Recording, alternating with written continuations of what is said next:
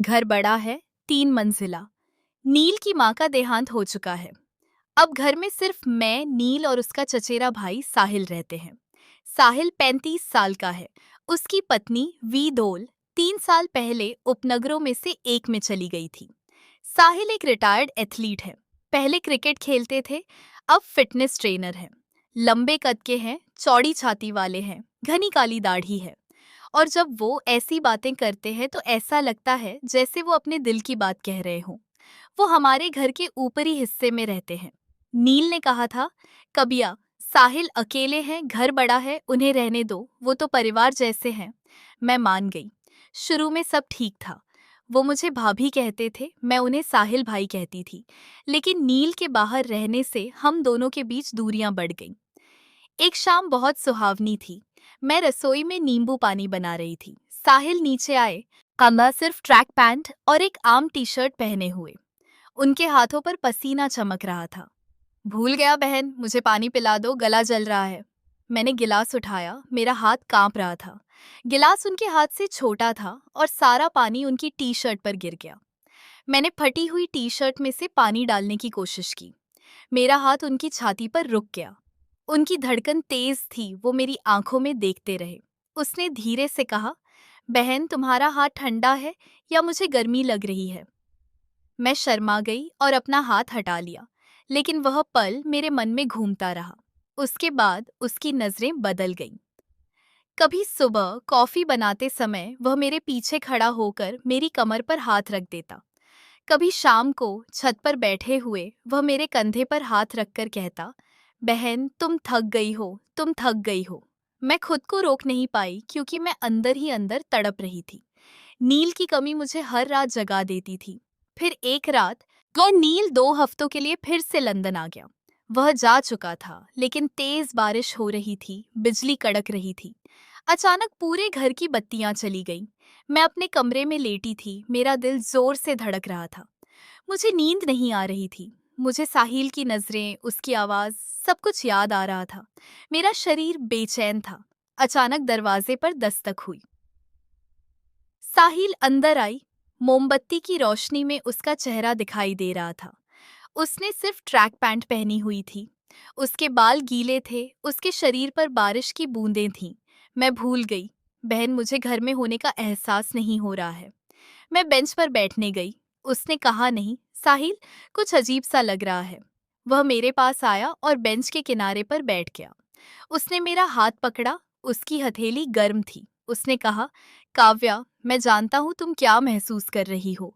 नील, मैं तुम्हें वह नहीं दिया हुआ था। मेरे बाल गीले थे, इत्र की खुशबू आ रही थी। साहिल नीचे लिविंग रूम में बैठा था। मुझे देखते ही उसकी आंखें चमक उठीं। उसने मुझे उठाया और कहा, क्या आज तुम बहुत खूबसूरत लग रही हो। उसने धीरे से अपना हाथ मेरी कमर पर रखा और मुझे अपनी ओर खींच लिया। मैं उसकी छाती से टकरा गई। उसने कहा, मैं तुम्हें हर पल महसूस करना चाहता हूँ। तुम मेरी हो, सिर्फ मेरी। हम सोफे पर गिर पड़े। वह मेरे ऊपर था। उसके हाथ मेरी कमर पर घूम रहे थे। मैंने अपनी आंखें बंद कर ली। हम फिर से बहुत करीब आ गए, बहुत करीब। मैंने साहिल से बस इतना ही कहा, लेकिन वह पल इतना प्यारा था कि मैं सब कुछ भूल गई। उसके बाद हम दोनों हर दिन एक दूसरे के लिए जीने लगे। जैसे ही मैं जागती, वह मेरी कमर पर आ जाता। वह मुझे अपनी गोद में बिस्तर पर ले लेता। दिन में जब भी मैं चाहती, हम एक दूसरे को छूते। छत पर, रसोई में, कहीं भी। उसकी बाहें मेरी कमर थाम लेती। मैं उसका स्पर्श महसूस करती। मैं खो जाती, लेकिन जब भी हम बाहर बहुत करीब आते, मेरे मन में एक धीमी सी आवाज गूंजती, मैं, यह काव्या है। फिर वो दिन आया जिसका मुझे सबसे ज्यादा इंतजार था। नील का टूर कैंसिल हो गया। वो मुझे बिना बताए दोपहर में घर आ गया। साहिल और मैं मेरे कमरे में थे। साहिल ने मुझे अपनी बाहों में भर रखा था। हम बहुत करीब थे। मैंने अपने कपड़े ठीक किए और नील के पीछे भागी। वो लिविंग रूम में बैठी थी। साहिल मेरी बाहों में था। मुझे उससे प्यार हो गया। वो रोते हुए बोली, नील मुझे माफ कर दो, मैं कमजोर हो गई थी। तुम हमेशा बाहर अकेले रहते हो। साहिल ने उस खालीपन को भर दिया जिसे तुम नहीं भर पाए। लेकिन मैंने तुम्हें मुझसे प्यार करना सिखा दिया है। साहिल भी नीचे आया। उसकी आंखें नम थीं। वो नील के सामने खड़ा हो गया। उसने कहा, नील तुम मेरी हो। मैंने भाभी की कमजोरी का फायदा उठाया। मैं खुद को कभी माफ नहीं कर पाऊंगा। नील ने गहरी सांस ली। उसकी आवाज में एक अजीब सा दर्द था। उन्होंने कहा, काव्या, साहिल, क्या मैंने तुम दोनों पर भरोसा किया था? यह घर हमारा था। अब यह भरोसा टूट गया है। उस रात कोई नहीं सोया। मैं घर में खामोश थी। सिर्फ मेरी रोने की आवाज गूंज रही थी। 3 दिन बाद नील लौटा। उसका चेहरा पत्थर जैसा था। उसने हमें फोन किया और कहा, मैंने इस बारे में सोचा है। मैं तुम दोनों को खोना नहीं चाहता। साहिल मेरे भाई जैसा है। काव्या मेरी पत्नी है। लेकिन जो हुआ है उसे भूलना मुश्किल है। मैं माफ कर सकता हूँ, लेकिन भरोसा फिर से कायम करना होगा। मैं रोते हुए सोफे पर बैठ गई और बोली, नील, मैंने बहुत बड़ी गलती की है। मैंने खुद बहुत बड़ा अन्याय किया है, लेकिन मुझे शर्म आती है।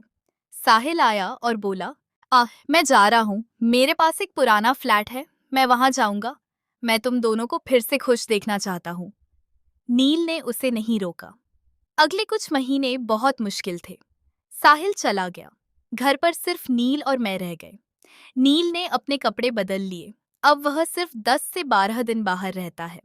बाकी समय घर पर ही बिताता है। वह मुझे वह सारा प्यार और अपनापन देता है जिसकी पहले कमी थी। हमारा रिश्ता धीरे धीरे फिर से मजबूत हो रहा है। लेकिन आज भी जब मैं रात को सोने जाती हूँ तो मुझे साहिल की बाहों में उसकी गहरी आवाज याद आती है। मेरे दिल में एक कड़वा दर्द उठता है। मैं आंखें बंद करके खुद से कहती हूँ, काव्या, तुमने गलती की। मैं आज तक खुद को माफ नहीं कर पाई हूँ। साहिल ने भी एक बार फोन किया और कहा, भाई, मैं हर दिन मेहनत कर रहा हूँ। तुम्हें मुझे वह नहीं देना चाहिए था जो तुम्हारा नहीं था। नील ने कभी कुछ नहीं मांगा सर, लेकिन वह दर्द आज भी उसकी आंखों में दिखता है। इस कहानी से मुझे यह सीख मिलती है कि जब हम किसी की कमजोरी देखते हैं और उसका फायदा उठाते हैं, तो हम न केवल दूसरों का बल्कि खुद का भी विश्वास तोड़ देते हैं। प्रेम केवल शारीरिक भूख नहीं है। सच्चा प्रेम वह है जो प्रतीक्षा करता है, जो संतुष्टि देता है, जो विश्वास पर आधारित होता है। गलतियां करना इंसान का स्वभाव है, लेकिन उन्हें दोहराना और छिपाना पाप है। मैं काव्या हूँ और आज मैं अपने पति के साथ खुश हूँ, लेकिन वह प्रेम की आग आज भी मेरे भीतर कहीं दबी हुई है। यह मुझे बार बार याद दिलाती रहती है, किसी की प्यास बुझाने के चक्कर में कभी अपना घर मत जलाओ।